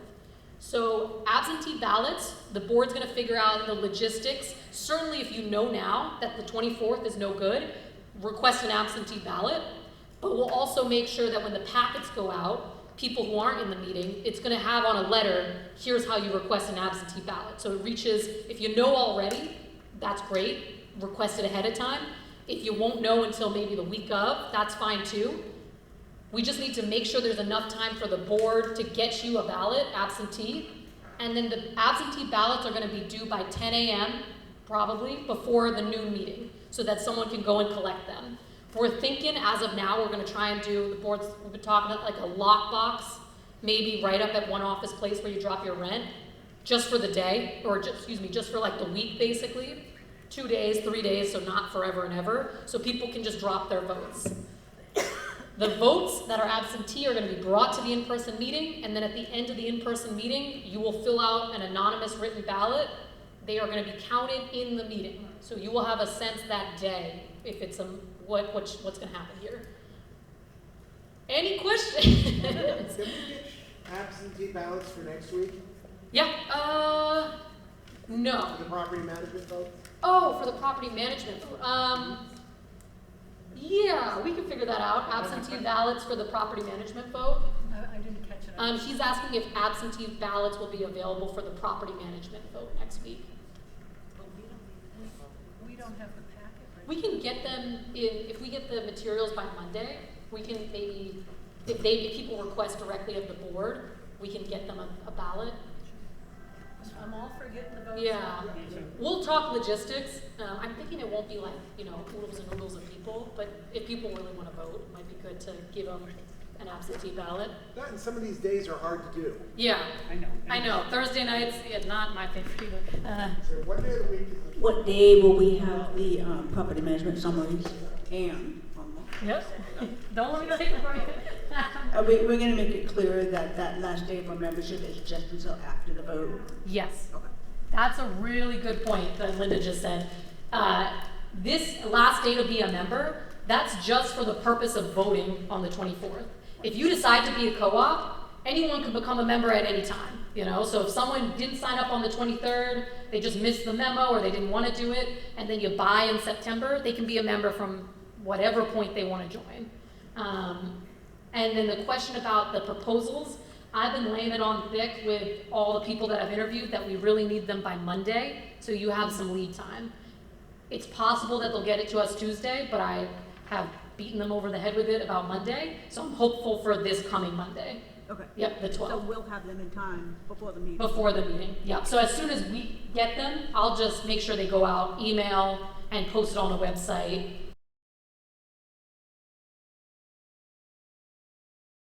And then it's a majority rules of, you know, I think we should figure out, because you'll have more than 2 options. So it would probably just, I'm overthinking it. Tom's looking at me like, what are you talking about? It's a majority rules of what company. And then for the vote to purchase, this is a kind of a complicated, so you certainly need membership to be up in like the 200s. So really we need people, because right, if only 140 people are members, households are members, and then it's like a majority rules of that, it's not that many people who are actually, I mean, it's not small, but we really need to see just a lot of people. Like, this is the push. People do not, it's just registering to vote. You don't need to know which way you feel on it. It's really just, you need to get membership up so that we have a substantial voting body. I would really want to see membership like at 200 or 205. And then in terms of how many people need to vote yay, yes, I don't know why I keep saying yay, for this to happen, that's going to be determined by who your lender is. So next week, the board is going to look at 2 different lending stacks that have put together term sheets. One would be most of the lending done by M&T Bank. We've been talking about that for a while. That's the Freddie Mac loan product. The other lending option is TD Bank, which is the guy that came and talked last week. TD, honestly, they've been sharpening their pencils, but M&T's like going after this, like, you know, never been gotten rate before. So I think all's to say you do have competition for this. So the board's going to look and say, what's a better deal? You know, what's going to be cheaper for us? And so if you go with the TD option, they're going to want to see really like a super majority approval. We're talking, they're going to want to see like 60 or 70% approval, that range, I guess I should say, of the members saying yes. If you go with the M&T option, they want to defer to the law, really, and they're going to say, we want a 51%, is what they've indicated. So as soon as we know who your lenders are, we'll be able to say concretely, this is what your requirement is going to be. Either way, regardless, you want membership to be in the 200s. And I know that's a challenge, but again, it's so crucial, right, for people to vote and participate in this decision.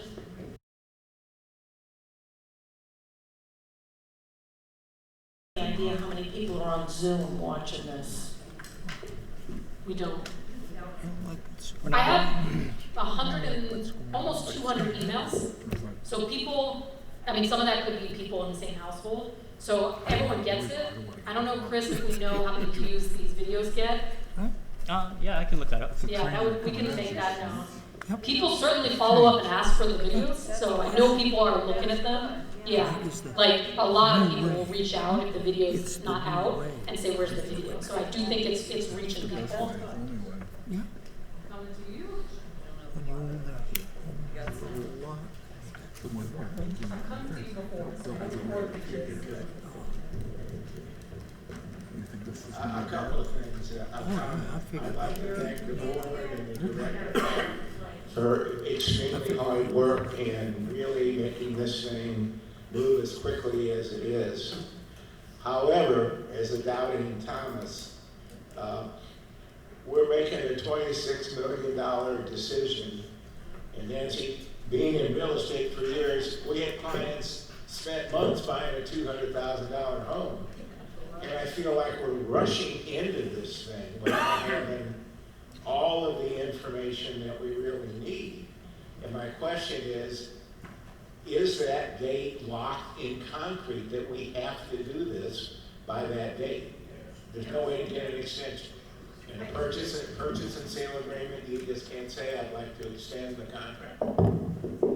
We don't have all the information. So if people have specific things that they feel like they're missing information on, I would love to hear them concretely. That will help us answer those concerns. So I'm going to come to Celeste next. And I do want to say that you are definitely doing this on a quick timeline. I'm not trying to, spin it some other way. Point blank, this is fast. The reason it's fast is because there is a third-party company that if you decide that you don't want to purchase it or you want more time and he doesn't grant it to you, like your lawyer can go and try and negotiate and say, well, we need another 2 months. There's an environmental violation, and we can say, we got you on this. This is our negotiating stick, basically. But in the absence of that, and there really isn't anything like that here yet that's come up, then he's going to say, I'm going to sell to my other buyer, or I'm going to relist it, and I've got brokers, people are blowing up my phone. This is an attractive asset. Rates are coming down. People want to buy something like this. So it's a difficult position. I don't want to spin it as like, this is easy. This should absolutely be a slower process in a perfect world, or even just a better world. I feel very strongly about that. But given the fact that you're competing against big companies, this is what they do. They do it start to finish this fast. I will say, and we'll discuss this next week, you have had a thorough environmental investigation completed. You have had an independent third-party appraisal completed. You have had 2 different engineering reports completed, one that just focused on your septic and your drinking water, and one that looked like big picture. So there have been, all of the third-party reports that any other corporate buyer would do. I don't want you to feel like you're being asked to make a decision with anything less than the other guys would have. And all of that can be made available online. And if you really can't access the online stuff, I will make sure that you have a print copy. The environmental report is 400 pages, so I might abridge it. I was hoping to talk about it tonight, but I know I'm getting tired, and I don't want to start talking about an environmental report at 8 o'clock. So we will do it first thing up next week. So does that answer? I know it's not necessarily the most satisfying answer, but yeah. Or actually, who was that? Yeah. Other thought? Oh, Celeste, I looked at you. Right. It's like a show. What'd you say? Yeah. I just want to follow up. What Nora said is counter, you'd go back and forth. There are no counters anymore. When I was buying one mobile home, I was outbid, no counter offers, and I would have had a higher offer if they had countered with me. So if we don't do this, there's somebody there to snap it up. And I'm really concerned that I'm hearing from a lot of my neighbors that people are just, putting their head in the sand. They don't want to deal with this. I don't want to deal with this. I moved here 2 months ago, and the first thing I heard was the park's for sale and your rent's going up. And I was like, thank you. But I got involved. I wanted to get involved because I want control of this transaction. So please talk to your neighbors. Tell them that something is going to happen. We wish it wasn't going to, but the park is going to be sold. And it's better if we buy it and we set the rules and the rates and what's going on because we live here. Who has more heart invested in this park than my fellow board members? Pat and Nora, they are here every week. They're working for us so hard, and I thank them. Who else can buy the park besides us? Thank you.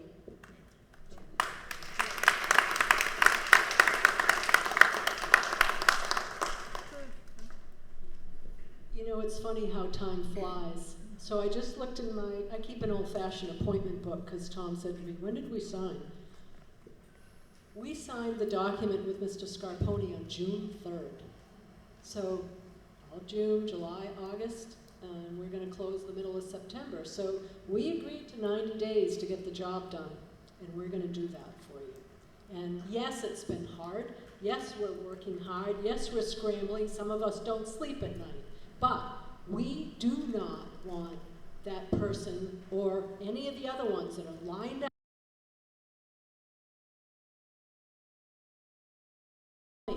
Yesterday morning, I spent 40 minutes on the phone with her. She said, I couldn't sleep last night. My stomach was so upset I couldn't sleep. She said, I was told the rent was going up to $900 a month.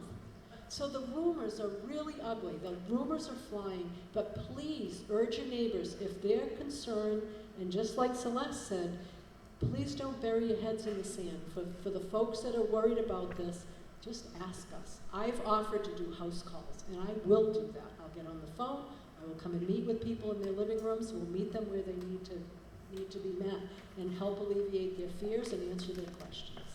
So we really thank you. Some of you folks, I see you here every week, and we appreciate your support very much.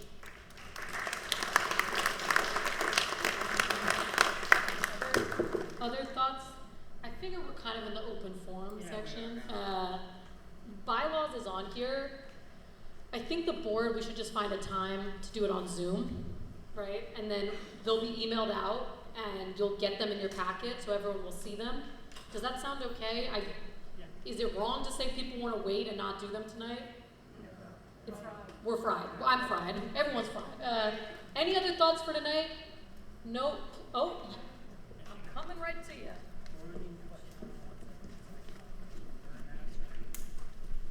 You are actually very used to getting. Well, I spoke too soon. Thank you. I've lived in Lane Haven for 28 years. And I've had 3 problems, and all of them have been the heat pump. The heat tapes have frozen in the middle of winter.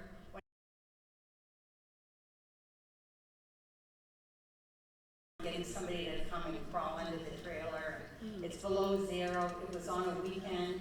It took them a whole week before they came. They put the heater on, had got rid of the frozen pipe, and then they came back a week later. It was very expensive. It was $300 just to have them come and put the heat, underneath the trailer. So, do we have anybody that would check the trailers like Lynn Haven used to? Do you have other comments or questions? Because I want to not cut you off, but I want to go up for an answer. So you can ask all your questions at once. No, I've oh, that's it? I'm Oh. done. Yeah. You're quick. Okay, I'm coming up here.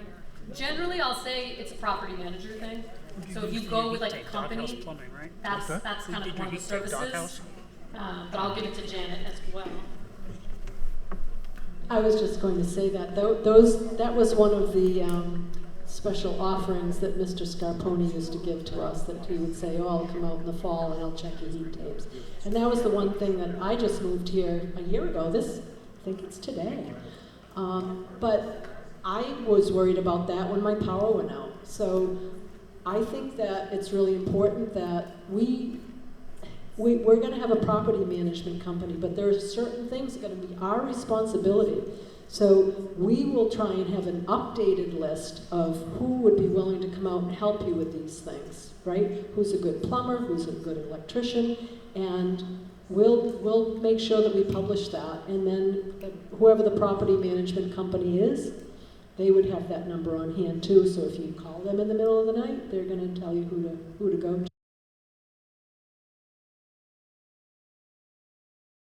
To plow for you this winter, I would start looking, because these companies are not offering to do that.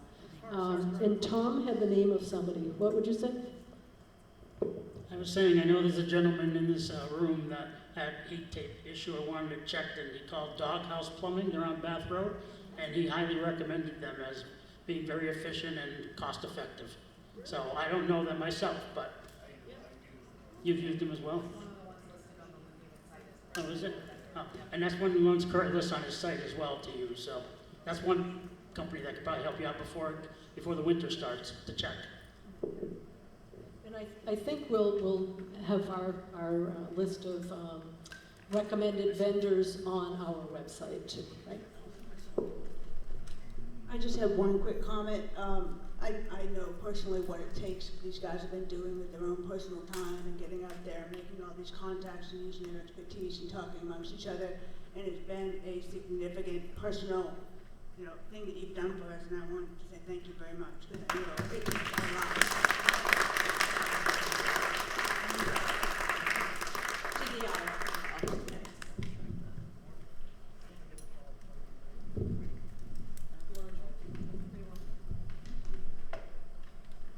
We're happy to do it. Very happy to do it.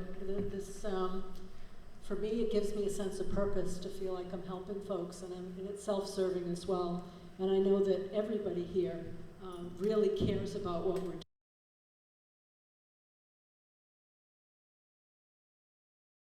Really. On that note, I make a motion we adjourn. Tom would like to adjourn. This meeting is adjourned. Thank you so much. If you need an income survey. She knew I was late.